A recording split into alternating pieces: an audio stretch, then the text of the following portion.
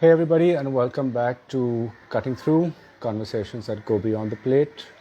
Um, Today we've got a slightly cerebral issue, and one I think that is of interest to a lot of people, hopefully.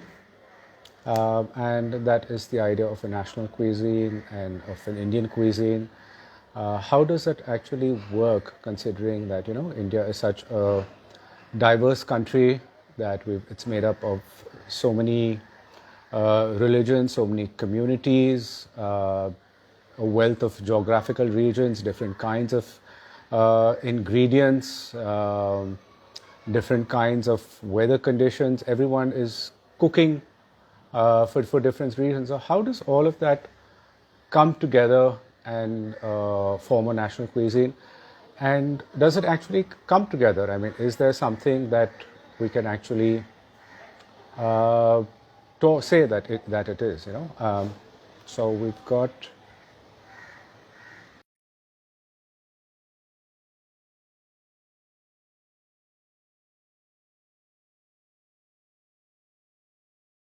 written a great book. Hi, Shylashri. Hi, Joanne. Great. Sorry. Okay, so let me just yeah. So I was saying, how do we actually hold this together? Does it actually hold together? Shylashri's written this wonderful book, Turmeric Nation, A Passage Through India's Tastes. She is a senior fellow at the Center for Policy Research in Delhi. She normally writes about development and legal issues, but she's also been writing a column on columns rather on food and gardening as well. And this is actually her first food book, and this is also her first Insta Live. So everyone be kind to her. Okay, so Shashi, let's jump straight in. Indian cuisine. Is there such a thing, and can we speak of it? And if not, why not? Yeah, it's a great question because when I was writing this book, I was writing about myself, and then the publisher said, no, write about India and write about Indian cuisine. And I was looking for something that was pan-Indian. And it was really hard because I first thought was spices, and then religion, of course, doesn't function either. And so finally, I came down to turmeric, which was found in these cooking pots of the Harappan civilization in 2600 BC. And it's also something that's aspired to by people who don't have it. So that was the only pan-Indian thing I was thinking of. And then as I did the research, I realized that actually we have to think about it in a different way. We have to think about not homogeneity, but we have to think Hmm. about Sorry, so I got lost the last word. Think about principles, or principles. think Okay, of principles. So one of the attributes of cuisine, like what is a cuisine? A cuisine is sort of a shared understanding of taste. So right. what do we actually have this shared understanding? And as I did the research, I realized that actually, yes, we do. So a lot of regional cuisine functions on the principle of a sense of equilibrium. So it doesn't matter whether you're Hindu or Muslim, you Hmm. would follow the Ayurvedic principles or the Unani principles, and it's all about Right. the humor, right? So it's about balance. So Right. that's the And you're principle. talking about regions, across the country. I mean, you're not talking simply just about North India or South India or groups of regions. You're talking pan India, really. Exactly, yeah, pan India, and that's one thing that actually connects these different regional cuisines. So if you put lemon in a dish, you're not going to use tamarind too. So you don't use two of these same things. So that's the second principle. I'll just come to that. But so if you have say mango, then you also drink milk or yogurt. So you want something which is hot, then you have to eat something cold. So you Right. have that principle that's followed everywhere. So in winter, you eat certain kinds of dishes, summer, you eat other kinds. The second principle is actually the flavor principle, which is basically how is it that all of us in India think about spice and techniques? So how do we actually think of flavor?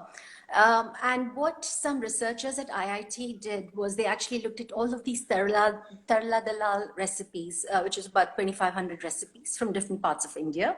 And they sort of Yeah. looked at all, tabulated it. And what they found was that Indian cuisine, unlike, say, American or Western European, Indian cuisine actually focuses on negative pairing. What does that mean? It means Hmm. that you would, one spice performs a unique function in a dish. So, which is where, if you put lemon, you don't put tamarind. If you put pepper, you're not really going to use chilies. You put green chili, then you don't use, cayenne pepper, right? So you don't actually, it's not that all dishes are like that, but a majority of the dishes would not combine two ingredients, two spices to perform the same function. But this isn't for dairy products. So like you can have paneer and yogurt and all of that in the same But you dish. also have But garam masala, which combines a whole bunch of hot spices so together. So, exactly. Yeah. And garam masala, it's interesting because garam masala, what they found was that in the north, you would use, if they used garam masala, they wouldn't use other kinds of, they wouldn't add to it by using cloves and other things. In the south, right, they didn't do. The south, they actually added some of these other things to right, garam right. masala as these ingredients. Hmm. So yeah, so that's the second principle. And one of the things that I was, when I was doing the research, I found there has been some scientific evidence that, Indians, a large number of Indians seem to have this property of being super tasters. So Okay. what it means that there is some sort of link to a bitter compound that we can taste. And so what Hmm. happens is that experience an intensity of flavor and an intensity of taste. So my question, I mean, there's absolutely no proof here, but my question was that is it because we can experience the intensity of taste, we don't need to add more to intensify the taste? Because in North American cuisines, like a positive pairing would be you intensify the taste. So you would actually put two or three ingredients that perform the same function, so that all three would be sour and all three would be put in the dish. Whereas Right, here we, right. so it's just a question that sort of I leave people with. But so Hmm. that's the Hmm. second. The third one is about layers of history. So the way in which our cuisines have, the different regional cuisines have functioned is that the different regions have had different histories. So you Exactly. have the Mughal invasions in the north, you have more of the Arab traders in the south. So you have like the Malabar and Chettinad and that stuff. That cuisine is a different kind of layering, and in the north, it's a Hmm. different kind of. So you actually find that there is this hybridity and a layering. So when these Mughals come in, they Hmm. don't stick to their own spice. They actually begin to incorporate the local ones. And one of the Mughal emperors, his favorite dish was khichdi, which he didn't have earlier, but here in India he did have khichdi. So I think it was Jahangir. So there is this hybridity and this sort of multiple ways of looking at a dish. So even khichdi, for So you're instance. saying that layering actually works in a way that you have different influences coming in and then adding on new ingredients, new techniques, um, and new ideas, new in terms of cooking as well, new flavors perhaps. Is it?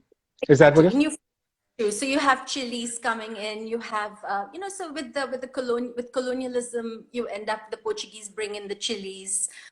You have the tomato, and the tomato is called the Vilayati Bengan. So the Hmm. Vilayat, because it looked like a tomato, right? So it was really hard. And chilies actually is an interesting thing because why a lot of India, people are very resistant to changing their food habits, right? So it's really Right, hard right.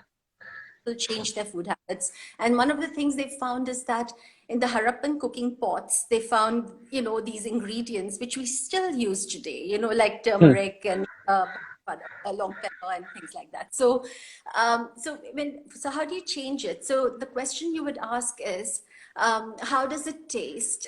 Does it taste similar, or is it, and what does it what does this thing resemble?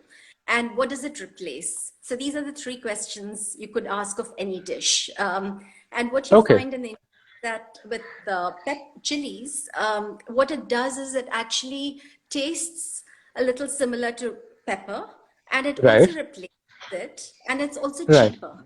So, which is Okay. why they adopt it. Okay. So what you're saying essentially is that, I mean, don't look at individual dishes, don't look at how communities kind of do this, but look really at the principles of cooking. Maybe that is where the threads of a cuisine actually are, and that is what kind of holds a cuisine together. Yes, exactly. And so it's about our tastes and how we respond to things, which is why it's not so hard for a North Indian to like idli, dosa, sambar, and it's not so hard for a South Indian to like chole bhature, because Right, right. there are these similar taste principles functioning in these dishes, which is why Okay, again okay, this similarity happens. okay. And that's all So part of India. So that's more of a conceptual linkage, really. But if you had to actually, and the way that we look at it, say in a restaurant setting or really in a real world setting, we're talking about dishes. And we're saying, a national cuisine is this dish, this. But, for you, that doesn't make sense. No. Is that fair?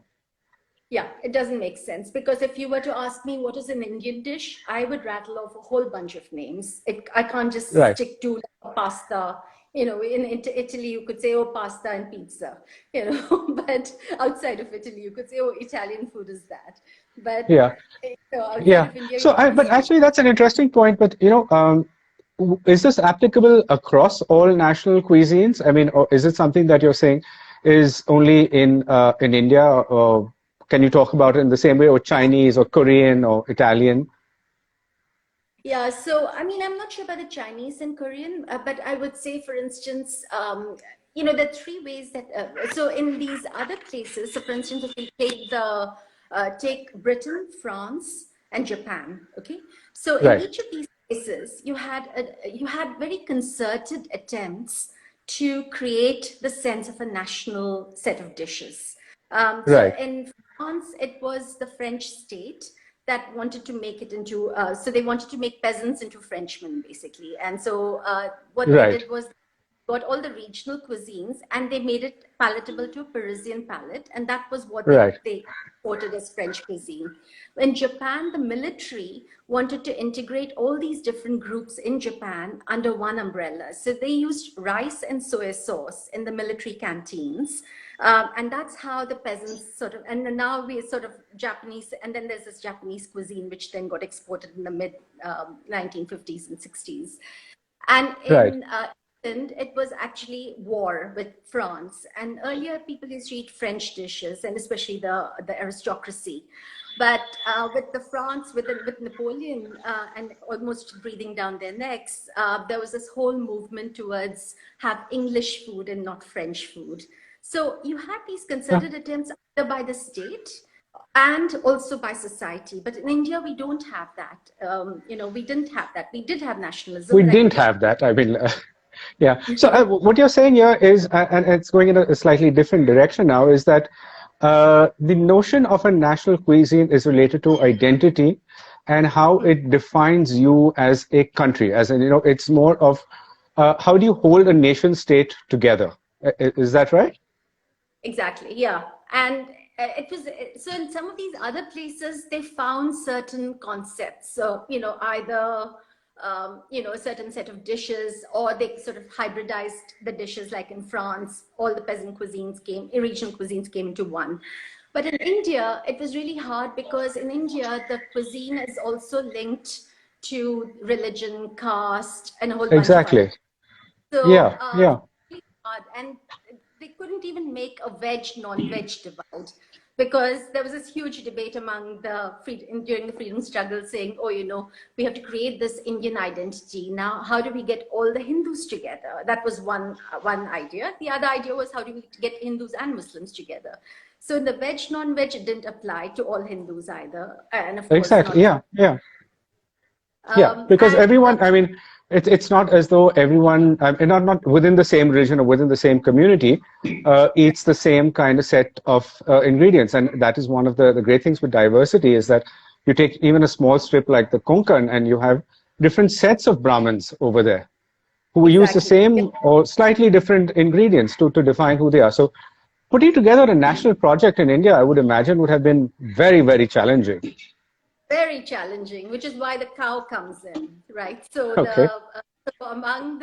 which is why, when you have these Gau Rakshaks today, they can trace their lineage back all the way to the 19th century. I mean, even earlier actually, but in the late 19th century, there was this whole movement where you had Tilak and Vivekananda and all of them championing sort of don't eat beef. Now, Vivekananda was a very interesting figure because he said, eat meat, but don't eat beef. So the question was Right. asked of him. He said, look, not eating beef will link all the Hindus together because the cow is a very revered animal. So you Right. have that debate going back to that time because the thing is that even today, that is probably why this notion of not eating beef is so popular amongst those who want to create an Indian identity with Hindus. So, and it's not surprising that they go towards the cow and try and use that, but it's never been successful Yeah, that's what I was just going to come to. I mean, it's very difficult to hold something like this together, given that there are many Hindus who also eat the cow, and I'd like to talk about a little bit about the Dalits. I mean, that is one community who is completely unrepresented or underrepresented, and where you have a lot of friction with this idea of the cow, and where then this whole national identity becomes a problem. Exactly. And what they found in this, and it's not just the Dalits actually, because actually, the whole notion of Vedic, even this notion of the Vedic, sort of going back to the Vedic period and thinking about it in that sense, Brahmins ate beef. It wasn't that they didn't eat beef, it was part of the sacrificial meat. And so even today they use this word bali, and though they sort of cut a pumpkin or something, but the whole point is to actually the sacrifices there. And with Dalits, what's interesting is that I mean, it's really, I mean, there's this whole essay in my book on Dalit food where it was just this concept that they they would eat the carcass, dead animals and carcasses, because there was no food and they were being Yeah. paid in kind, and it was just the most miserable existence. And unfortunately with COVID, it's it's a horrifying thought, but I hope it's not regressing to that kind of a situation again. And so eating beef and eating beef was something that they did because that was, the dead carcasses were there. But those who wanted to move up the caste ladder would sort of stop eating beef and then stop eating rats. These were some of the things that they had to eat because there was nothing else for them to eat. So again, food and the cow particularly is another way of moving up the caste ladder. So you move up your social status sort of increases if you stop eating certain types of meat. Right. Right. But there's also this other where they deliberately want to eat beef to show that this whole Vedic sort of the caste system is extremely regressive, and they will have no with something like that. So there's also Okay. that movement on Dalits. So yeah. Okay. No, but also brings me to a related point, and I think which comes up every once in a while, and that is the idea of eating Chinese food.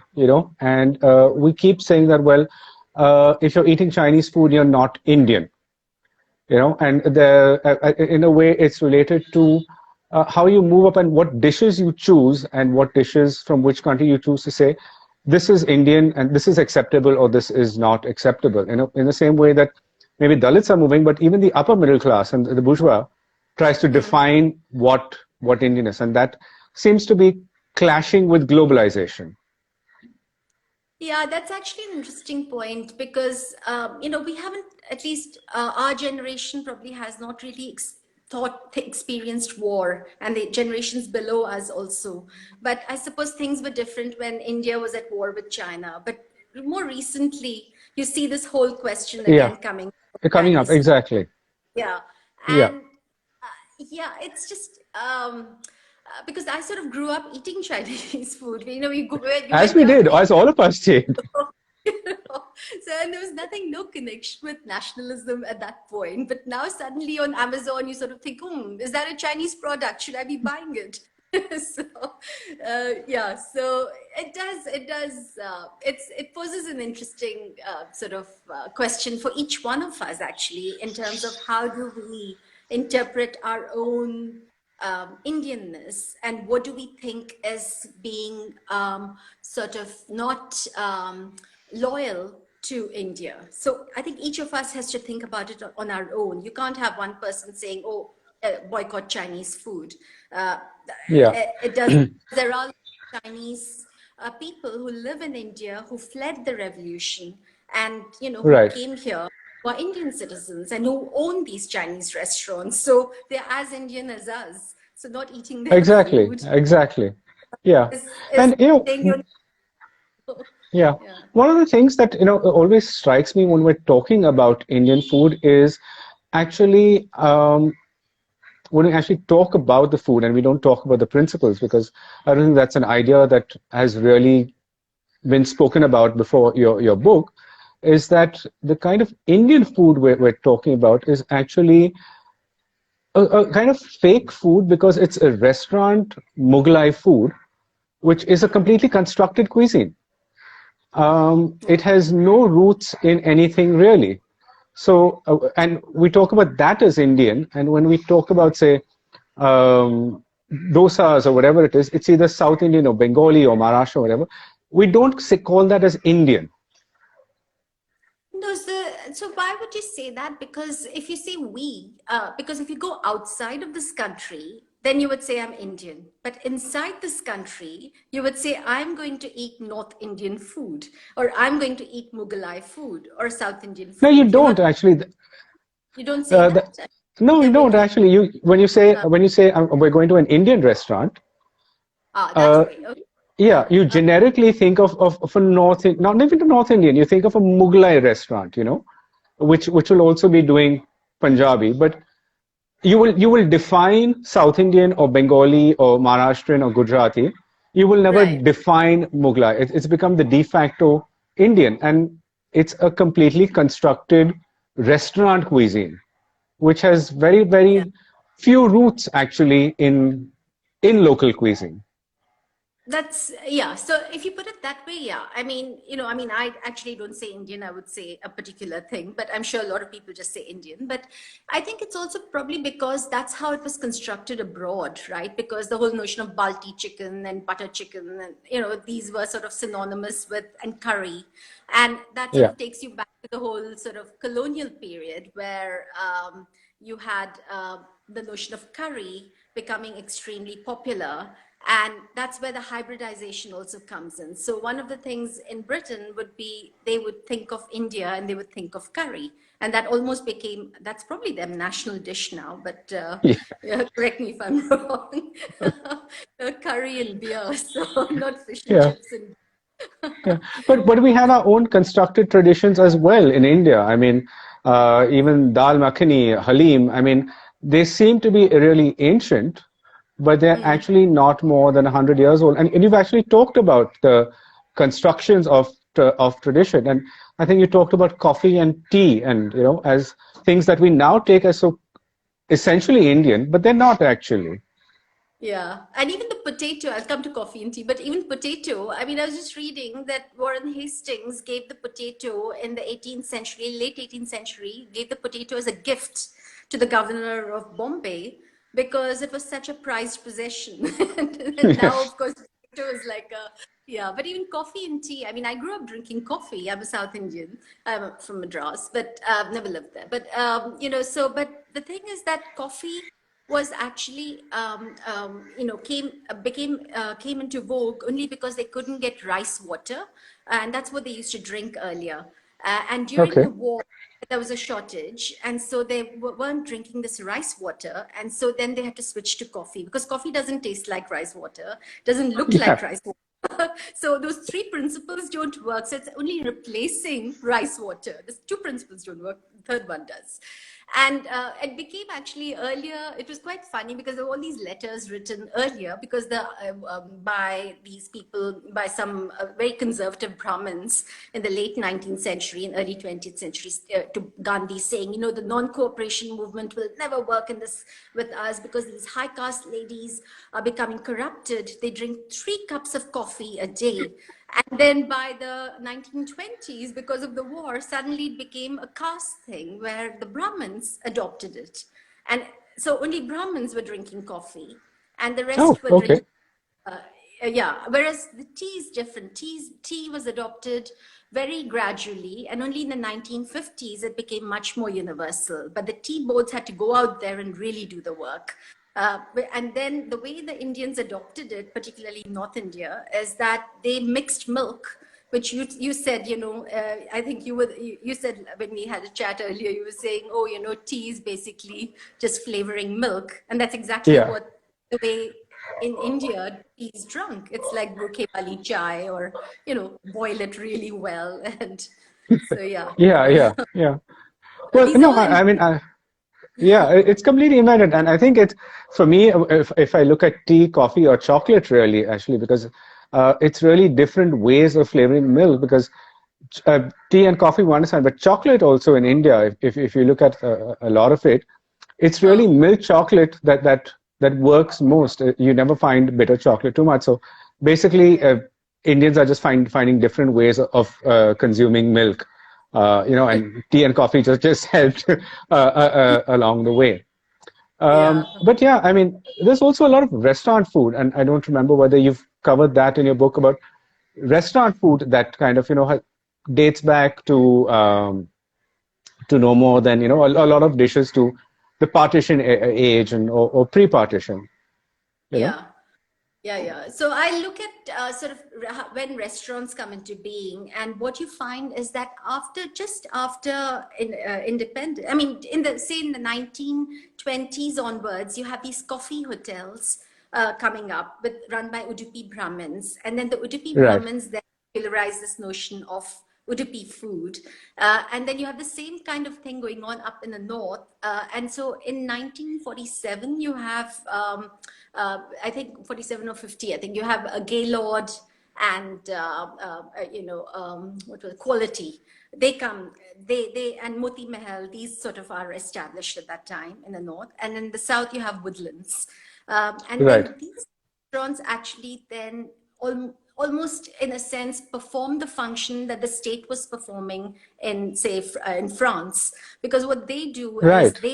they bring different types of dishes together. The menu keeps expanding, and then you have this wonderful sort of mishmash of north, south, east, west, all on the menu.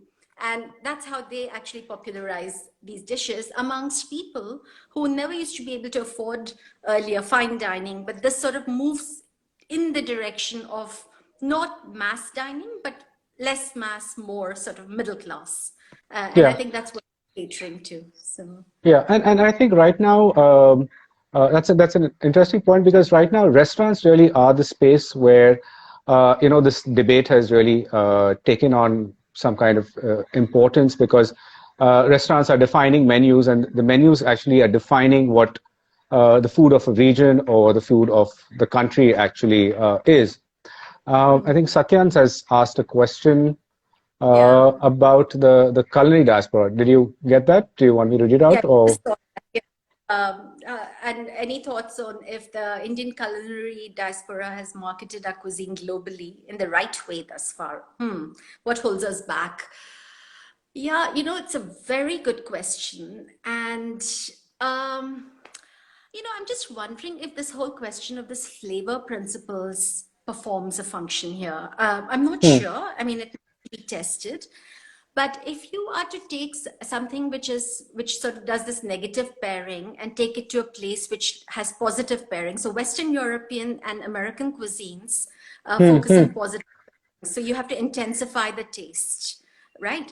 But and in our case, we don't do that. We actually, each spice performs a different function. So is that something that is that is strange to those people? I'm not sure, but it might be interesting for chefs to sort of think about this concept of how our palates function vis-a-vis the dishes. So in the Indian cuisine, if you change it a little bit, which is why a lot of them actually end up changing it when they take it abroad, Right, because right. unless you change it, it's far too spicy, too fiery, too sour, too everything for the West European palate. Perhaps, Okay. but if you take it to Korea, we probably will do very well because the Well, Korean cuisine yeah, is very similar to, is they very have very similar. Yeah, things, yeah, and yeah, I love Korean cuisine. So, and there's something very, yeah. very tasty about So it. let me Yeah. just contextualize this. If you look globally at the most popular cuisines, apart from the local cuisine, the next two inevitably will be Chinese and Italian. Okay, Right, globally. So right. how do you see that Indian cuisine in the context of these two? And perhaps if you could think of why is Mexican food so popular in America? Because again, Mexican, like Korean, overlaps quite a bit with Indian. So two Um, questions really. yeah, so Mexican cuisine, the thing is, but Latin America is similar to the positive principle pairing. So what Okay. they have found, this is according to the research that was done, which I was looking at, right? So if you have positive pairing in Latin America and Mexico sort of come somewhere in, falls in that, and North America, then it's not surprising that Mexican cuisine they like Mexican cuisine in those places. As for Chinese, I'm not sure. I mean, I don't know what the pairing is over there. But perhaps I think some types of Chinese cuisine are not favored because if you think of Central Asian China, the Chinese cuisine from Xi'an, which was absolutely wonderful, was very similar to Indian food. They had the way in which they prepared the dishes and the spices that they used was very similar. Whereas other parts of China, it's a bit different. So it depends on which Chinese cuisine is more popular in these Okay. places. Okay. I would, And Italian, of course, would be positive pairing, so it kind of yeah, exactly. translates Yeah, quite well. But so yeah. then why does Italian work in India? Because Italian is actually popular in India as well. Yeah, Italian is popular in India, but I think in India, but but you'll have to ask how many people ask for chili flakes along with the pizza, Sure, because yeah. I bag that or Tabasco. so so the minute you use those two, you've already Indianized the food, or they want jalapeno pepper, or green chilies on their pizza. So Yeah. yeah. Okay, okay. So that's a very interesting dimension to it. Now you said turmeric as well was something that kind of held the country together. There is a kind of a thread that connects us. Tell us a bit more about that and why you chose turmeric as the Yeah. title. So turmeric was because I was reading about the Harappan, the archaeological finds in these Harappan sites, one near in Haryana, and what they found was these cooking pots, and they found starches, and some of the starches contained turmeric, curcumin, and which is turmeric. And so, and then when I was looking at the Dalits and sort of reading about that and about what was happening with the Dalits, what one found was that haldiya dal is really one of the questions that they ask marriage broker is that does the groom cook with groom's family have haldiya dal the whole year, which basically is Right. haldi. So it's something which is very aspirational, which Hmm. because they don't really have this, they can't afford to cook with all of this. So I think, or certain, I mean, this is earlier generations, but a number of the Dalits have now moved up the ladder and they can afford it, but it's still Sure. very rare. So I was just sort of, so to me, turmeric was something which was sort of pan-Indian because it goes all the way back to the Harappans. And at the same time, it was also aspirational because even if you didn't use haldi in your dal, you aspired to use haldi in your dal. So that was Right. the reason I could have brought in, I could have called it Pepper Nation also because long pepper was, but long pepper is not used as much anymore as haldi Right. is. So, Right. Right. Yeah, I mean that's interesting because long pepper actually is extinct in the original form that was there, and we've got a slightly different version of long pepper, which is now actually made way for chili, more or less. yeah. But Shashi, thank you. I mean, this was a really fascinating conversation. I think we kind of went all over the world with it, not look simply just at India and Indian cuisine. And I think that's really important because there are certain threads globally that hold a cuisine together, and this kind of looking at a cuisine through these principles rather than looking at the idea of dishes and Mm. looking at regional makes a lot more sense when trying to say what is it that holds us together, what is the common ground that we all have, because if we just look at regions or communities, it's almost impossible to kind of put it together. It's and I think as you've made it, it's a complete mosaic really. It's a patchwork. India is a patchwork of Yeah, cuisines. yeah, and I think we should celebrate it. There's no need to be homogenous. I mean, what we have in common is this diversity, and I think we have to sort of grab it and celebrate it, not become like I don't know, like each other. We have to be different from each other. Yeah. Exactly, exactly. I mean, we've maintained this unity and diversity for so long, and I think that that's something that we really should aspire to and kind of look forward to going forward. But thank you so much. This was a really stimulating and really interesting conversation. Thank you, everyone, for joining in. I will see you on Thursday at the same time. And in the meantime, stay safe, stay well, and I will see you soon. Take care, guys. See you. Thank you very much, folks. Thanks.